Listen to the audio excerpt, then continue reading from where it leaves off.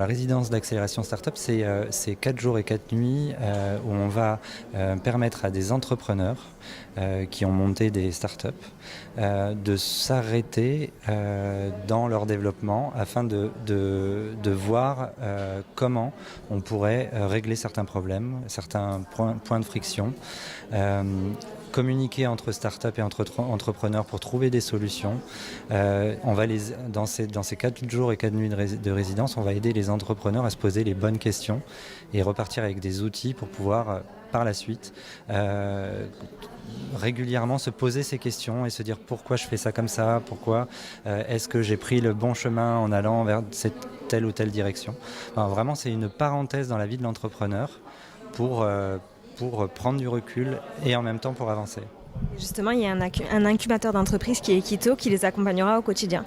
C'est ça, c'est un accélérateur d'entreprise qui vient de Toulouse, qui sont partenaires maintenant depuis la première année de la résidence de la CAPA.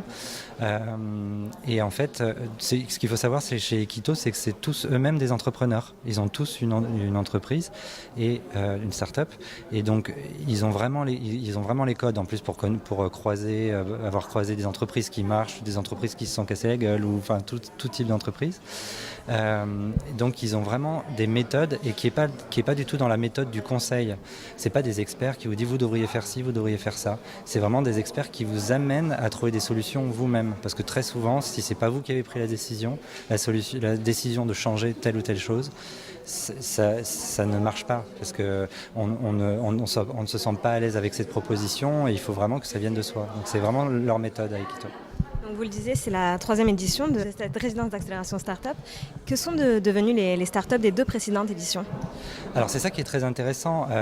Donc il y a eu en tout, sur les 2 précédentes éditions, 9 startups. Dans ces 9 startups, il y en a 2 qui ont levé des fonds, dont une 500 000 euros et une 800 000 euros. La quasi-totalité, à part une, sont encore en activité. D'autres sont en phase de lever des fonds. Et surtout, on est de l'ordre de 15-20 créations de postes en tout. Donc on voit que, alors bien évidemment, ce n'est pas que grâce à la résidence d'accélération, mais en tout cas, les structures, les entrepreneurs qui sont passés sont encore là et ils sont encore en train de faire évoluer leur entreprise. Donc c'est là où on se dit qu'il y a vraiment quelque chose à faire et c'est assez intéressant à poursuivre. La CAPA donc, a pour mission le développement économique et le numérique, et dans ce cadre de ces missions, pour lesquelles nous avons décidé d'ailleurs de donner une priorité politique pour aider le monde économique, le secteur privé, les start-up, toutes ces entreprises très innovantes, et Dieu sait s'il y en a beaucoup sur notre territoire. Eh bien, nous, dans le cadre de nos compétences, eh bien, nous associons à des associations comme EMAO, justement, Corsican Tech, pour organiser ce type d'événement. Donc une résidence d'accélération sur 4 jours, ça aide justement ces porteurs de projets, ces start-up, à faire mûrir leur idée, à s'installer dans leur projet et à se donner toutes les chances de réussir. Le fait que ça soit la 3e fois que ça soit réitéré, cette expérience, ça montre aussi que le partenariat entre une entité publique et une entité privée, ça peut marcher, donner de belles choses. Oui, le partenariat, là, il est aujourd'hui avec une collectivité et une association, mais c'est vrai que c'est à destination du secteur privé.